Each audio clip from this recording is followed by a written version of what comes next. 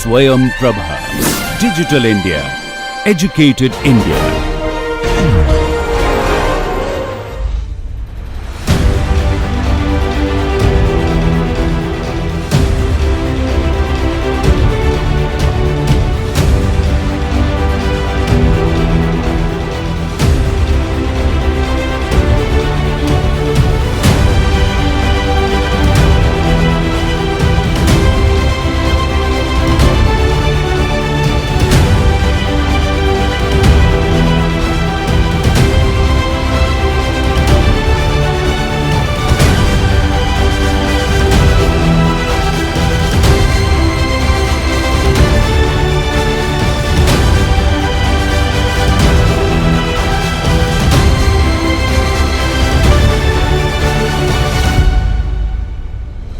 Namaste.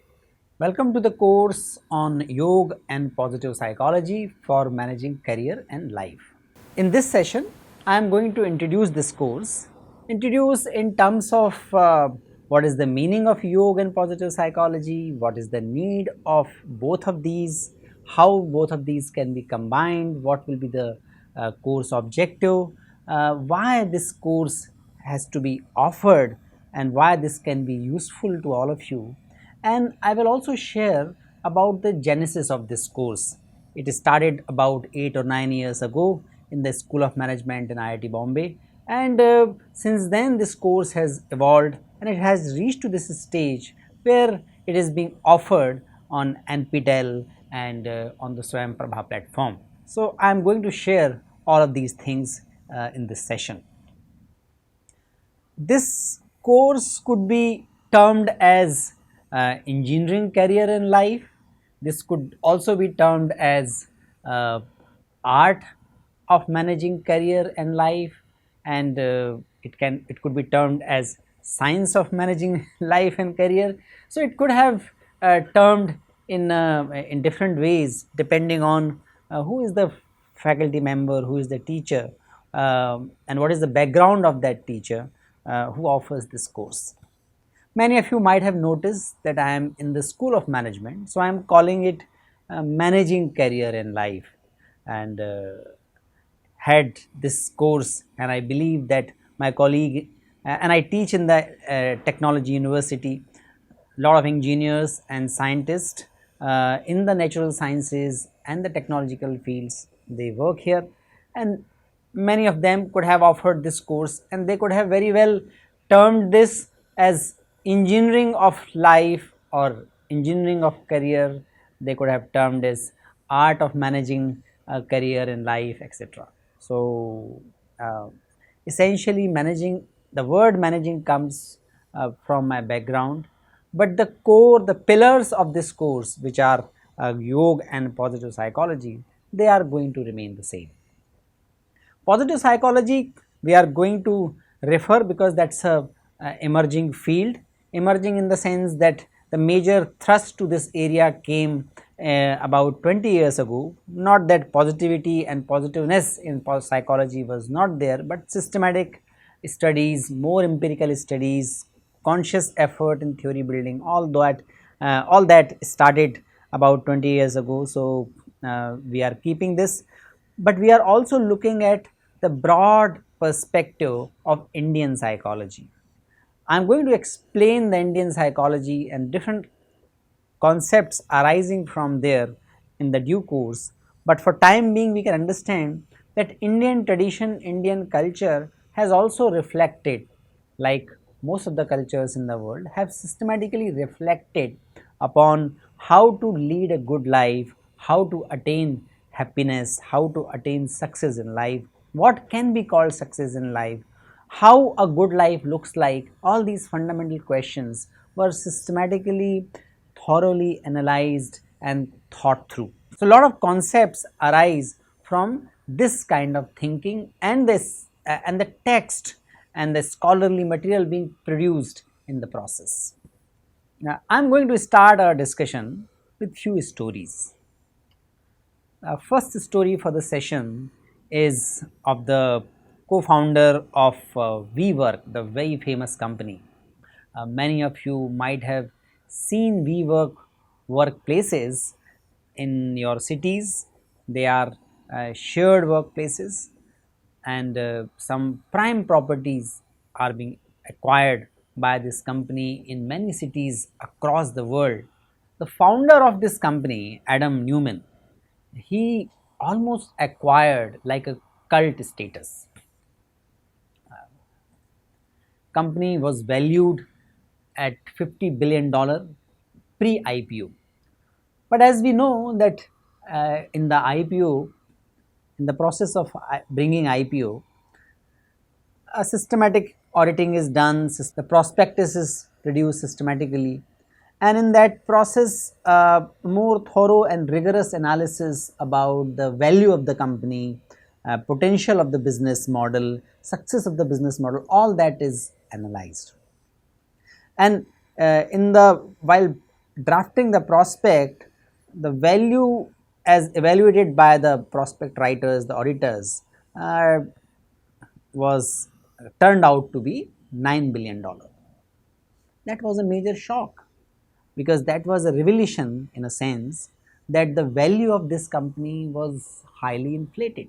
If we look at this kind of inflated evaluation being done about this company, one pointer straight away goes to the co-founder Adam Newman. So, if we look at the reasons of this kind of inflated valuation earlier, one pointer certainly straight away goes to the co-founder of this company, and it is discussed in the media very widely, and some of the very well informed reporters also stated their analysis in terms of the whims and fancies of the Adam Newman as the major cause of this inflated value and the devaluation and crashing down of the value. One of the example is certainly shocking for any person who has some understanding about business and how the business organizations are to be run. He charged $185 million as consulting amount from his own company.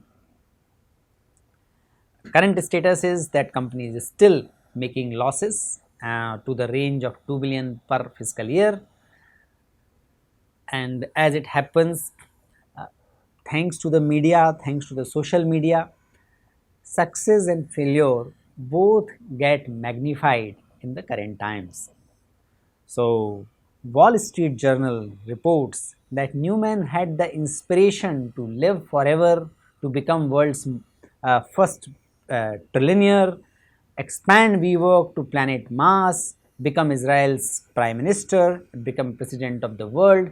Basically, most of his endeavors were directed towards building his own brand, he becoming more and more powerful, and lot of these things are reflections of narcissistic attitude, deep and probably perverted self-love, and not looking at the other variables at all which have to be considered while running a business organization. I come to the second story of the session. The second story or case study is of Sachin Bansal. Sachin Bansal is the co-founder of Flipkart with the Binny Bansal. We all know, we all are rather proud of this duo who has started our Desi Amazon in 2007 by started selling books online in India. In 2009, their company was declared by the Business Today as one of the most promising startup company. In 2010, they were given the Entrepreneur of the Year award by Ernst & Young consulting organization. They are very successful too. Flipkart is a very successful company. At this moment when we are recording this session, the valuation of this company is more than $35 billion. In 2006, till 2006, Sachin Bansal was the CEO of the company. In 2016-17, the talks about this company, the stake being sold to the Walmart, that happened. This transfer of the ownership happened very successfully. Sachin Bansal sold his shares, he left his CEO position even before that, and kind of retired from this company. He took time off, he thought about new company, but at the same time he also worked on his own personal well-being. In this duration, he lost about 25 kgs of his weight, and he looks to be much more healthier and fitter uh, in comparison to what he used to look like a few years ago. He set up a company called Navi, which is aspiring to be a universal digital bank of the India. It is still it is operating on many financial products. It is only 3 years of its existence. The Navi is in the fourth year, and within this time frame only this company became profitable. And Sachin Bansal says that daily meditation and yoga has been his chief de-stressing activities. So these two stories tell about how someone can deal with the business success. These two stories tell about how a person can approach life and career in altogether different way, and what is the basis on which these stories are, or these stories can be compared. The basis is that both of these events, both of the lives were managed, or both the careers were managed by the individual himself. There were not any regulatory pressure, political pressure, or economic pressure behind what they did for themselves and for their company. That was their choice. So these stories tell that we can manage our life, and we can manage our career, and we can actually mismanage our career and life as well.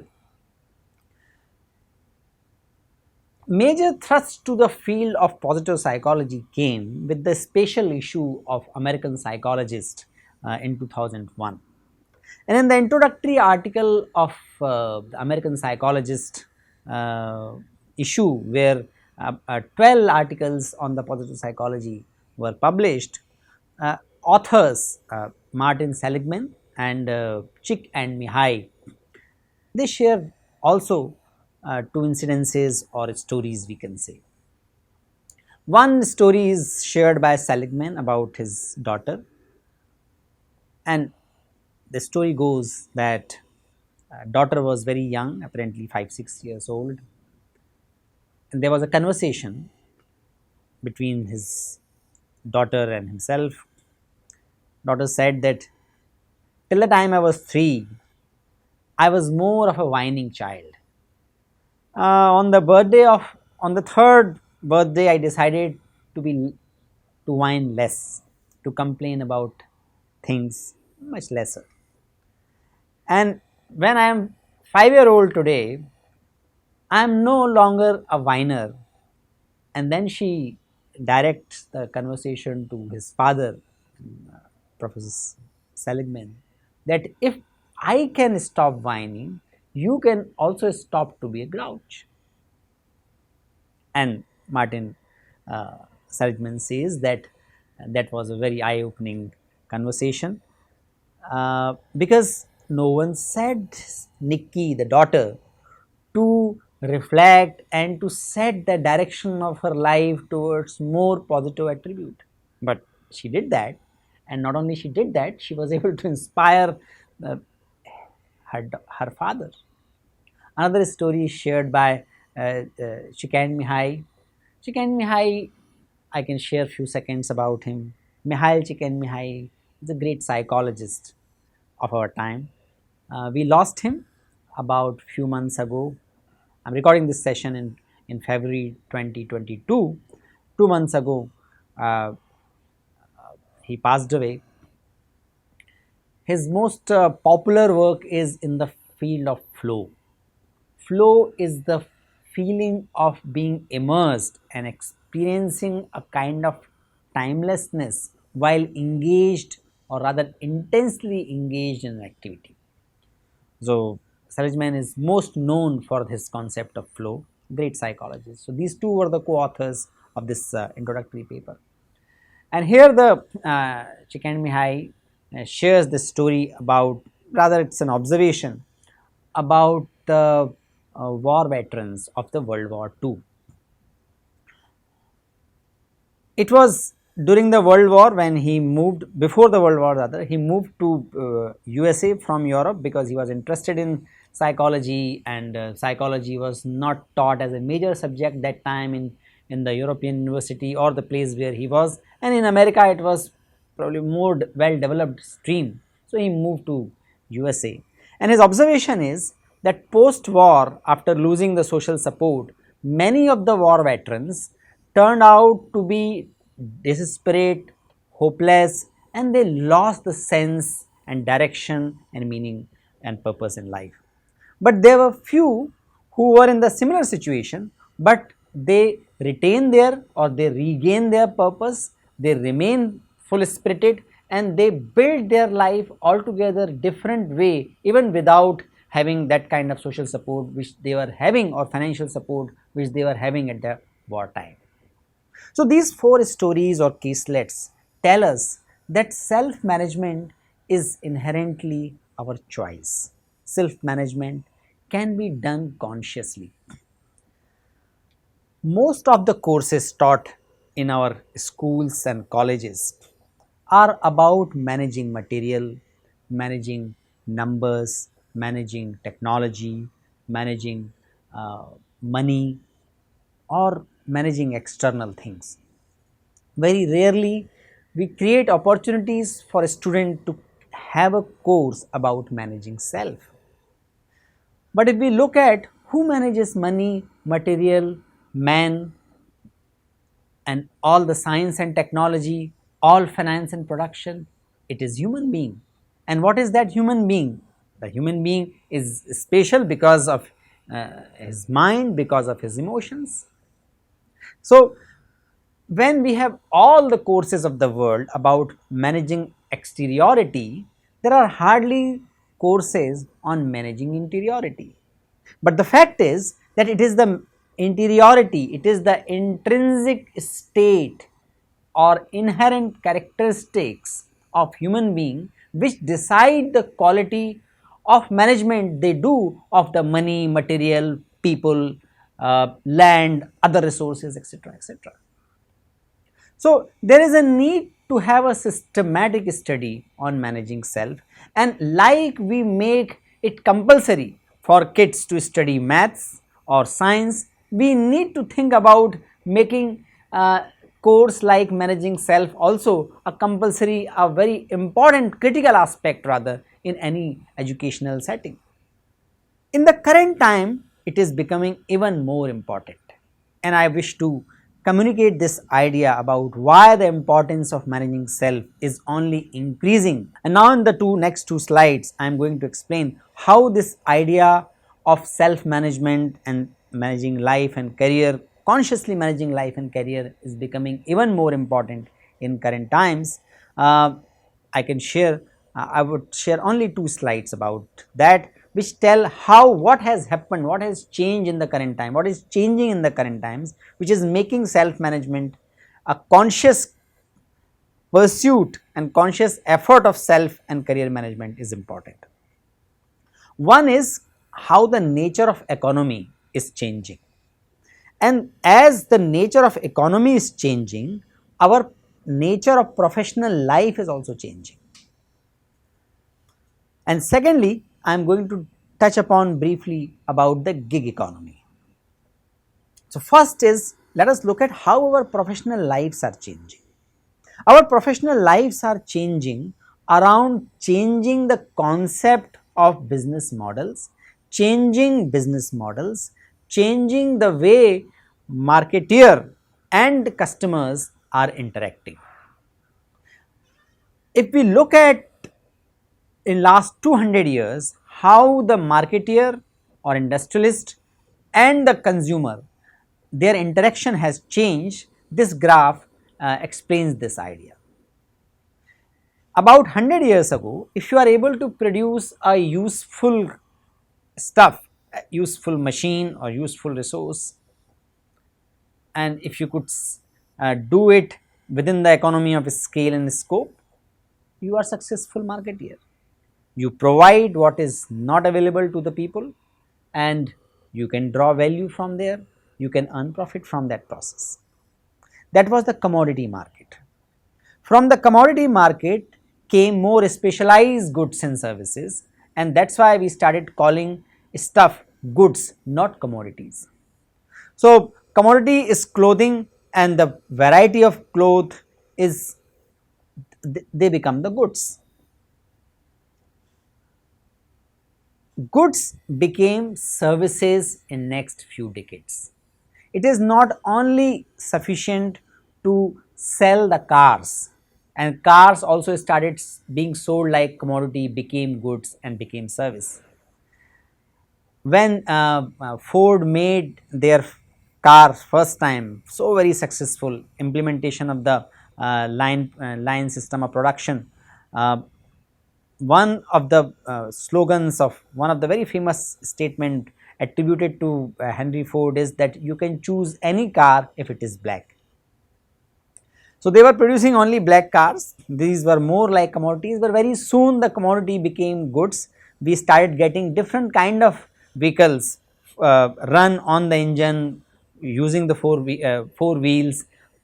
Here came the vehicle which are suitable for the smaller family vehicles, for using in the agricultural activities, vehicles used for commuting of the large number of people. All that kind of development happened, and the commodity like car became good, like luxury car or bus or tractor, they all came as commodity.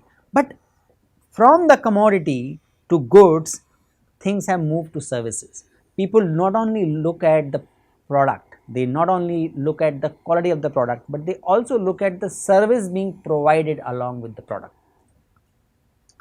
I started my career in 2000, and my first job was about selling luxury cars. Those days Opel Astra and Opel Corsa were launched in India, and there, that was the time I could look at how the car market was operating and how the car distributors, whom we call dealers, and they used to be big industrialists and big business people of their times, how they used to make money. And I was kind of surprised that most of the dealers, the car dealers, were not making money by selling cars. They used to get some margin from the company by selling the product, selling the cars to the customers. But most of their earning used to happen by having a good workshop where the repairing used to take place of the cars of the brand they were selling, and then later on they started giving the service to other cars as well, because that became even more attractive and rather important to gain the profitability in their business, in their overall business. So, services become important, and that not only happened in the car market, it happened almost in all the fields. So, even if you are selling a matchbox, there has to be a safety instruction. Even if you are selling a soap, there has to be a helpline where you can report if there are any allergic reactions because of the soap. And from these small product to very high engagement product like cars or selling apartments, all those stuff has to be supported by very strong service, and that became the expectation of the customers. From the services marketing, or from the services, the customer focus and industrialist focus move towards experience. All activities related to business are experiences. So, it is not only sufficient to provide a particular product or provide a particular service to the customers. It became equally important to give the best experience by all the touch points of the customer and the service or goods provider. Touch points may start from pre-sales pitch, making person aware of the product, till use of the product or disposing of the product as well. So people look for not product and services, but they look for experience.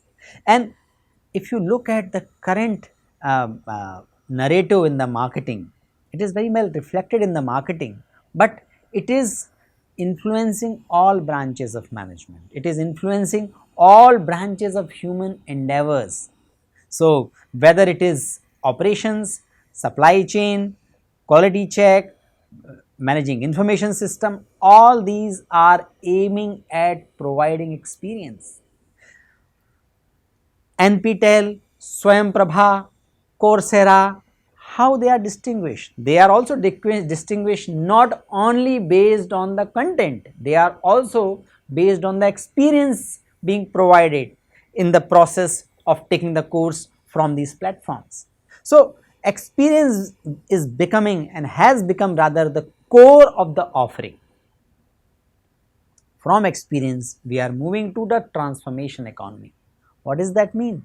That means customers wishes to be involved in the creation of the product. So Nike started with this idea of very customized shoes. Tutorials, very lot of online tutorials are there, and their major customization is happening. Very individual treatment is being offered by the products, and not only individualized treatment, in fact there are some products where customer have deep engagement in transforming what they get and what they are using at the particular platform. So take the example of Facebook or Twitter. These are what? These are just platforms, and all the content is being provided by the customer, and still they are called consumers. Airbnb, the process of creating value happens with the involvement of the customer in Airbnb or even in Ola. So these changes are happening on the bedrock of technology and happening at the global scale. So professional context is being defined by movement from commodity to experience and transformation economy. And as if this was not sufficient, we are having gig economy. Gig economy is a situation where we have large number of service providers, but they are not attached to single organization, or they are not full-time employees of the organization. They come in contact with the customers or clients for a specific service, and that interaction happens at a platform. Organization has reduced to only in the form of a platform where buyers and sellers meet, they satisfy each other's expectations, they do the transaction with the help of that platform, and things go on. So we have large number of employees who are not the full time employees, they basically they are entrepreneurs, they are professionals. So most evident example is the Ola and Uber drivers, but there are many other examples. For the software development, there are platforms where independent professionals are available, who come in contact with the clients and customers, provide their services and move on. We have platform for storytellers, we have platform for content writers, advertisement makers, website creators, even farmers. So this gig economy, where there is no concept of full time employment, which is run on the basis of changing technology, people have to figure out what is going on in the market. They need to have the learning, relearning, unlearning. They need to find out what is their niche, and they need to work to satisfy the customers in the best possible way, because customer ratings are becoming very evident and important, rather critical, for getting services an opportunity to serve next time. So change of the economy from commodity to experience and transformation, and nature of gig economy has resulted into creation of a vast pool of knowledge workers and gig workers. Knowledge work and gig work has some peculiar characteristics. These are continuous innovation, continuous learning, continuous self management and managing productivity. If we look at how the economy is working and how the experience economy is taking over all other forms of economic transactions, we see a continuous innovation process. Innovation is not something out of the work context, innovation has become part of the work. Innovation has become part of a kind of job description. Responsibility of knowledge worker is to be innovative and keep being opportunistically conscious and creative about innovation. Knowledge workers also have to remain engaged in the learning process, and learning is not free from unlearning. They have to unlearn old ways and keep learning the new ways. That has become part of the job. They also have to manage themselves. There is no time office, there is no punching cards, there are no even bio attendance system. They have to manage their schedule, they have to manage their productivity, they have to interact with the customers, they have to take responsibility of interacting with the platform managers. All that has to be done as an entrepreneur. So, self management is becoming extremely important, managing their time, managing their productivity. And in the current times, in the knowledge work, quality is not that much important. Important in the sense it is not a differentiator. Quality has become a basic qualification to enter the field. So, in this new era, the productivity management is not focused on quantity, how much unit you produce, how much trips you make for a Uber rider, or how many stays happen in a Airbnb place, or how many project how many software development assignment one gets on a free on an open platform of the software developers. The quantity matters less, quality matters a lot, because even if you offer few services and if the quality is good, you get good ratings and you get more chances of getting next business.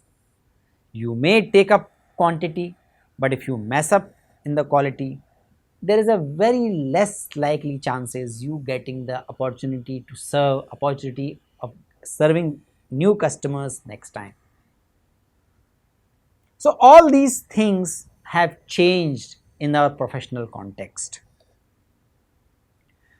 In this context, let us look at, are workers thriving? Are they enjoying? Are the employees, and particularly the young employees, are enjoying? Data suggests something very different. I am quoting only two data points, or the findings of two survey, Deloitte millennial survey and one more survey.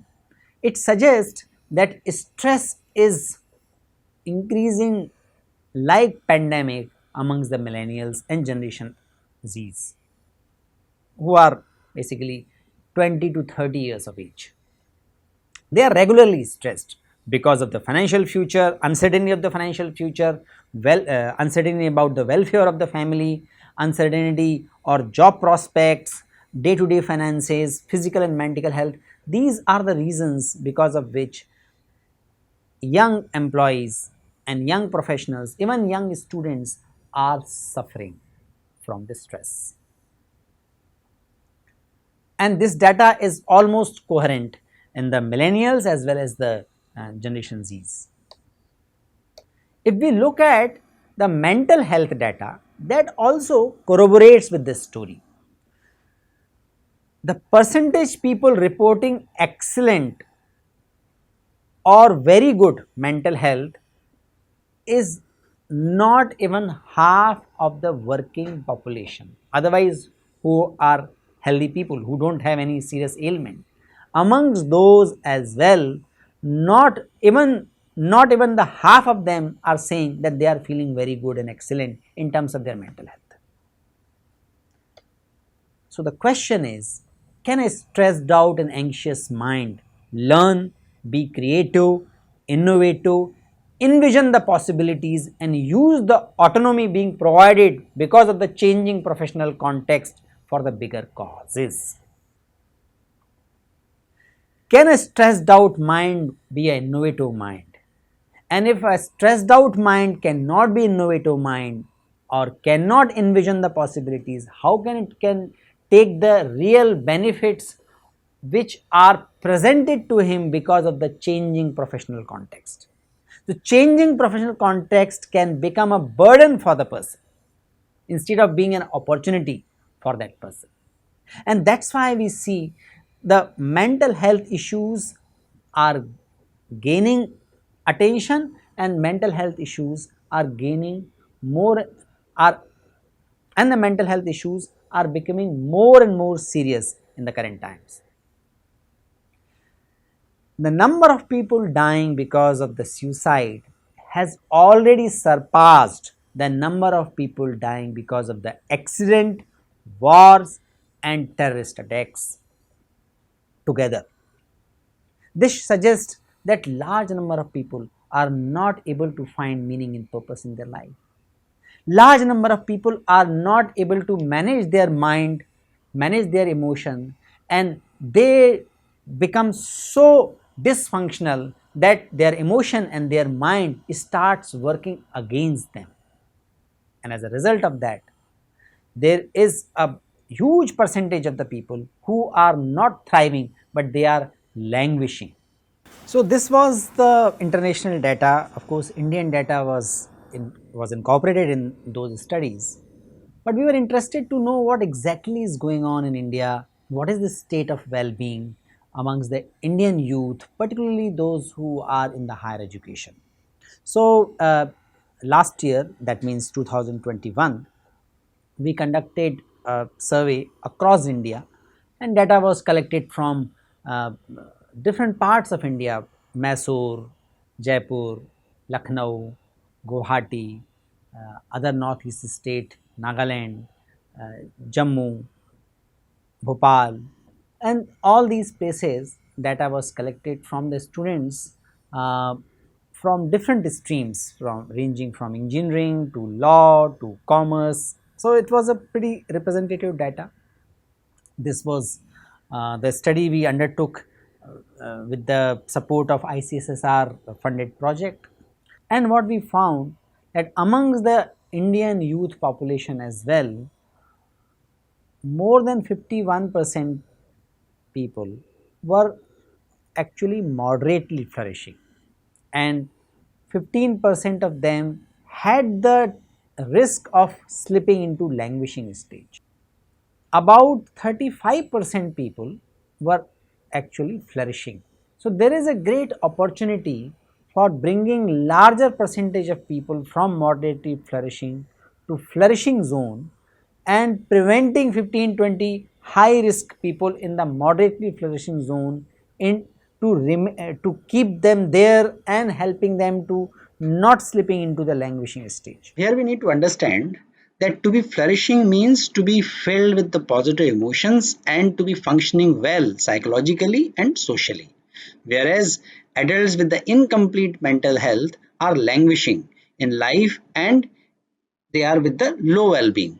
So Key suggested that languishing may be conceived of as emptiness, stagnation, constituting a life of quiet despair, and parallels account of individual who describe themselves and life as hollow, empty, a shell, a void, etc. So this is how we need to understand what is flourishing, what is languishing, and moderately flourishing, meaning some elements of flourishing and some element of languishing. So this was the as is situation in Indian youth. We also wanted to understand what are the factors which determine the languishing or flourishing or moderately flourishing state of youth population.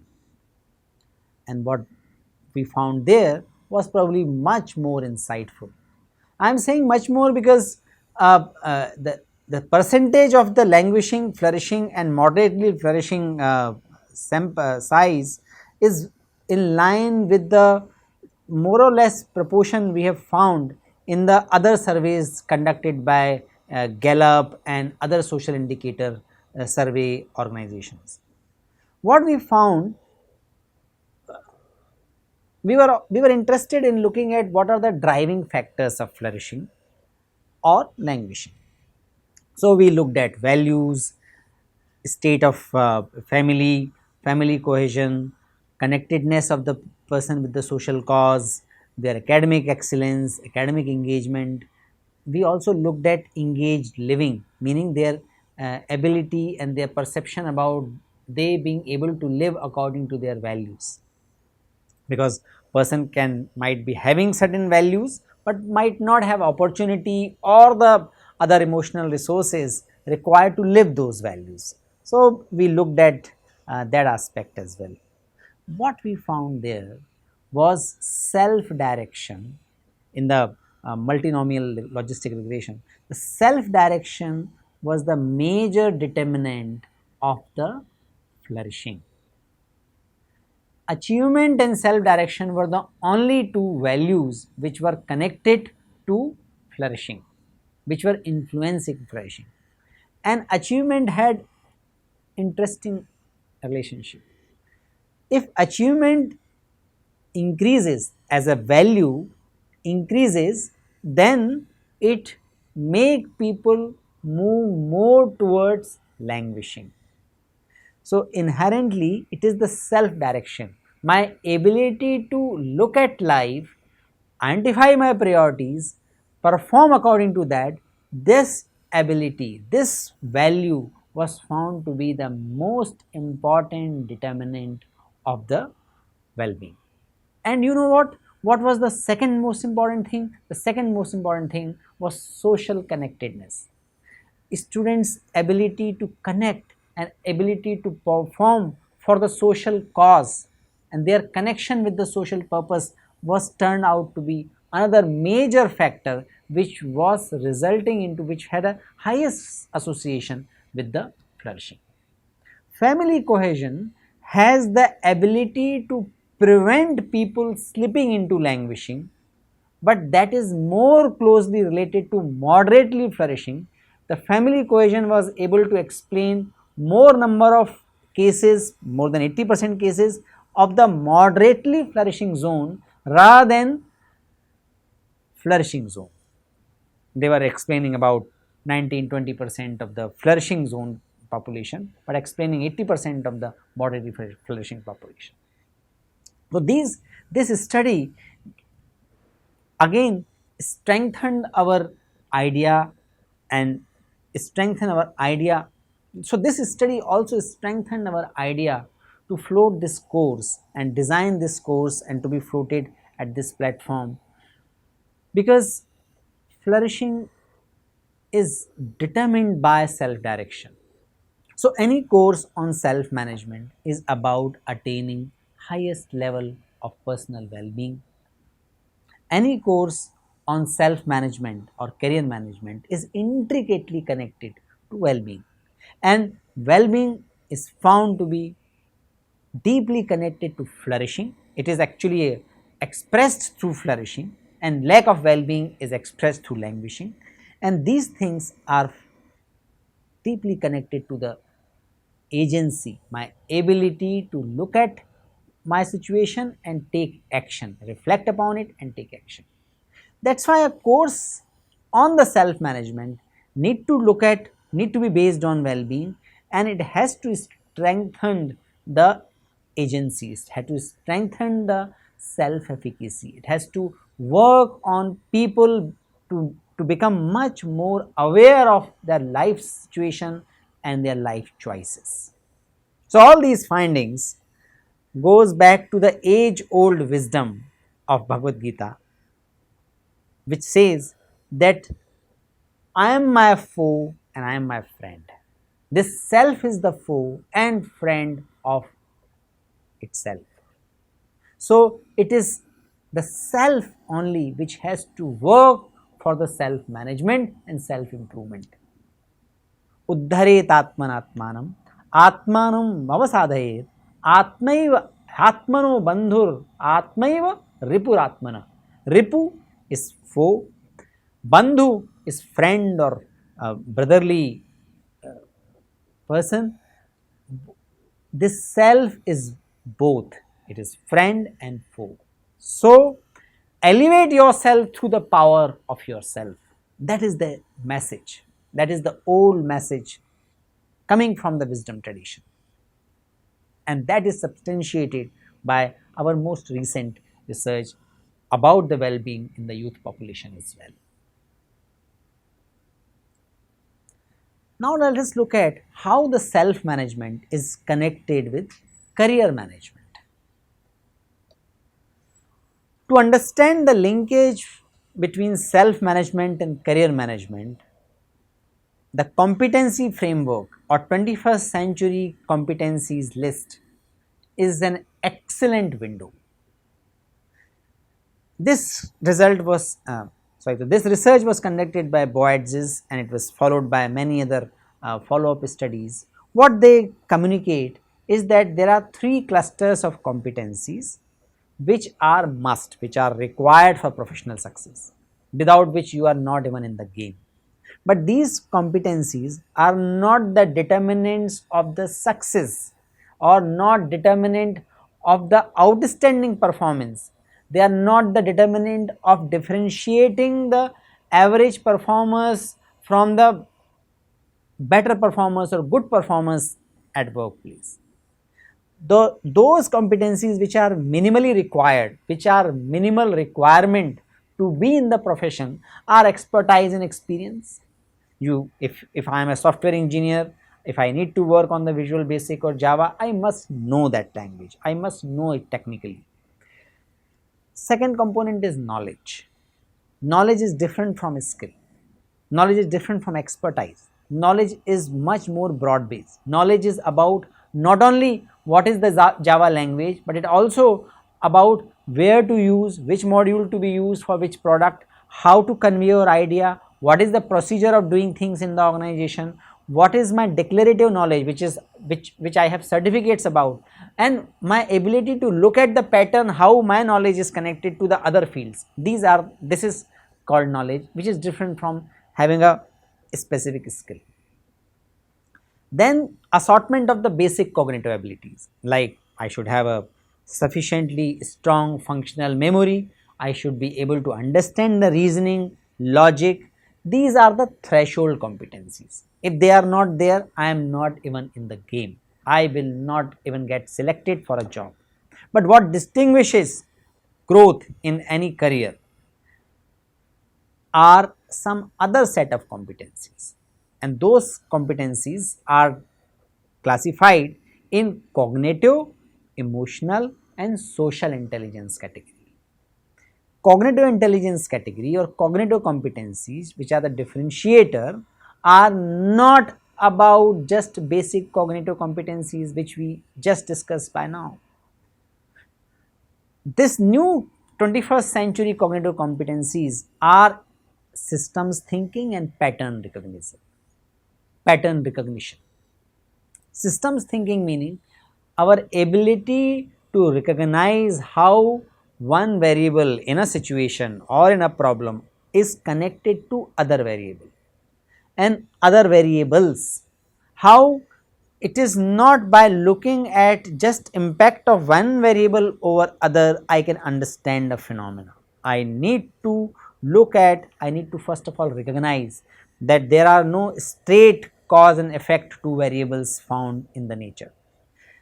Everything is affected by everything else. Large number of factors affect each of the factors. So our ability should be to look at sufficient number of variables, look at the pattern, how they are affecting each other and what is the system boundary, because if we look at the universalistic perspective, everything is connected to everything else, so where we have to stop. So we need to stop where it is meaningful to make some difference to a context, to a identifiable context. That is systems thinking. My ability to look at things, look at phenomena not as the impact of one thing over other, but look at phenomena as the constellation of variables, as the constellation of multiple forces operating each other, operating and influencing each other. Second category of competencies, which are 21st century competencies, are emotional intelligence competencies. This emotional intelligence competency is about being aware of my own emotions, being aware of others' emotion, self-awareness. Also, our ability to manage our emotions and ability to carry out conversations which can help others' emotions as well.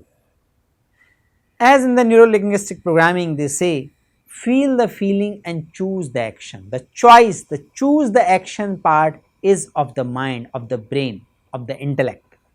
And feel the feeling is about the making sense and giving proper name to my senses and to my feelings. This is very important to establish a long term relationship, very important to strike a conversation, very important to hold a meaningful conversation with others, because in the conversation there will always be a dynamics. There might be disagreement, there might be some arguments, there might be different perspective. Towards all these different perspective or different take, we should be able to maintain our emotional calm. Then only we can find a common ground to take ahead my work. So emotional intelligence is very important. Social intelligence, that is also arising from the emotional intelligence and systems thinking. That is the third category of the competencies which are identified as the 21st century competency. Social intelligence is being aware of the social awareness. Social intelligence is about social awareness.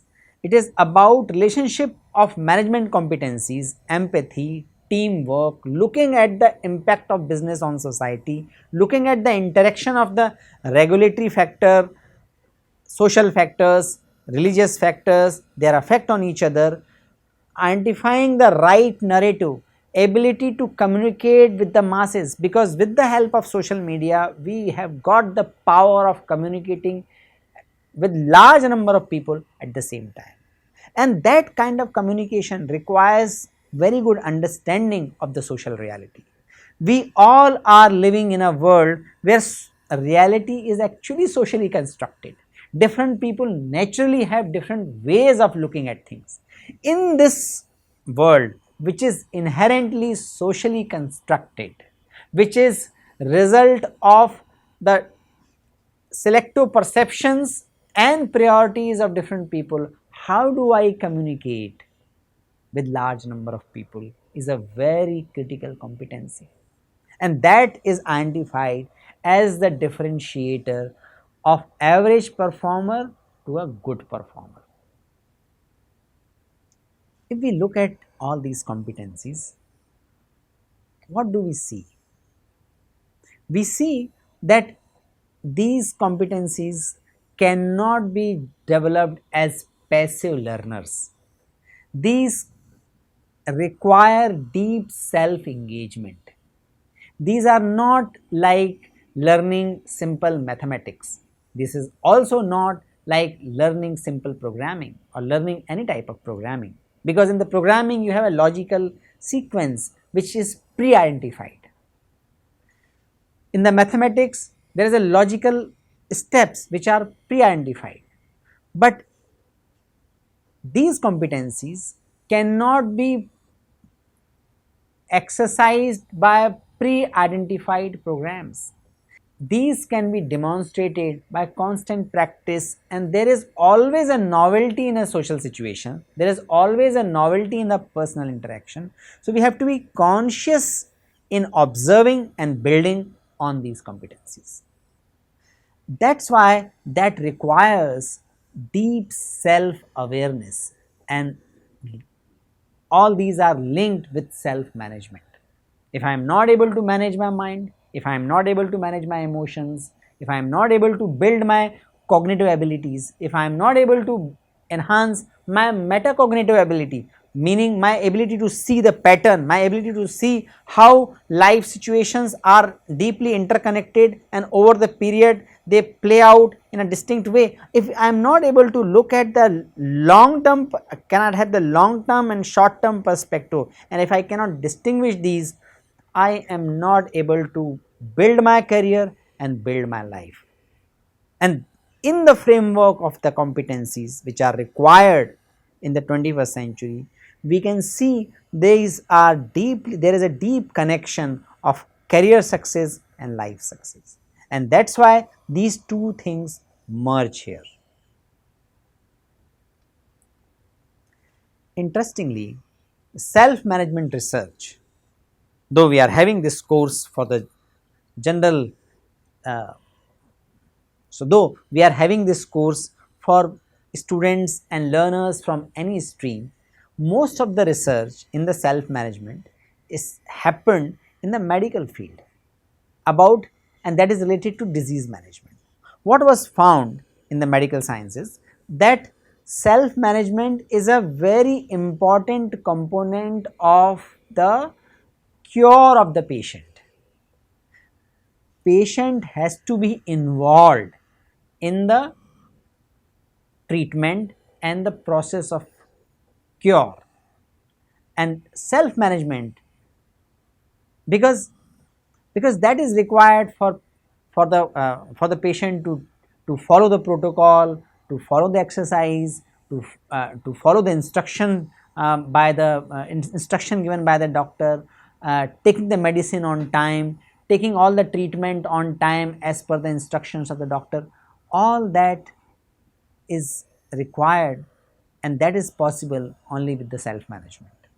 So, doctors cannot believe that if they can treat the patient, patient has to take charge of things, and he or she has to indulge into self management. Sorry, he or he has to do the self management. And in the medical science, problem solving, decision making, resource utilization, formation of the partnership, action planning, and self tailoring, all these things are identified as the component of the self management research in the medical sciences. If I remove the medical sciences from the title of this slide, and if we look at these factors, aren't these factors relevant in engineering, management, social sciences, economics, or any field or in any profession? Problem solving is required. Situations are emerging, new technology, new factors are resulting into very different kind of situations regularly. Person has to be good at solving problem. They have to make decision. We looked at in the knowledge workers related decision, that knowledge workers now have got great autonomy and great power. Autonomy of autonomy because they have got the training, and power because technology has become such that one person can influence a large number of data or large number of processes. Very highly impactful processes can be managed by one person, and new things keep emerging that requires decision making. Resource utilization, it is not only sufficient to have the technical resources, person has to be resourceful psychologically. Person should be able to look at the available resources, discover the available resources, whether it is human resource, technological resource, because nowadays resources are all much more abundant as they were before. Knowledge is abundant, technological insights are abundant, much more abundant than in the previous times, thanks to internet, thanks to internet of things, thanks to the force of globalization. So, person has to be conscious about acquiring resources, utilizing resources, identifying the resources, able to build a partnership. It is very important in the gig economy, it is important in the knowledge economy. If I am able to build a partnership, then only I can provide the great experience and opportunity to the customer to transform the service. So building large long-term relationship, building partnership is very important capability in the current times to be successful in any profession. Action planning in the dynamic situation, I need to look at my own target, I need to fix my own target. Knowledge worker have to work on their own plan, they have to work out their own strategy in their vicinity, use their resources, and they have to keep indulging into self tailoring, because many different compositions and patterns are possibly emerge at workplace. Because of the abundant resources, knowledge, opportunities, ability to interact with large number of people across the world, we can tailor the offerings, whether it is service or product, and of course we can tailor the experience associated with that product and service. So all these 6 factors which were first discussed in the medical science seems to be very relevant in any other field when we look at the self management. And self management lead to self efficacy. So we need to reflect upon self. We need to look at self in more detail so that we can not only manage it but also enjoy that.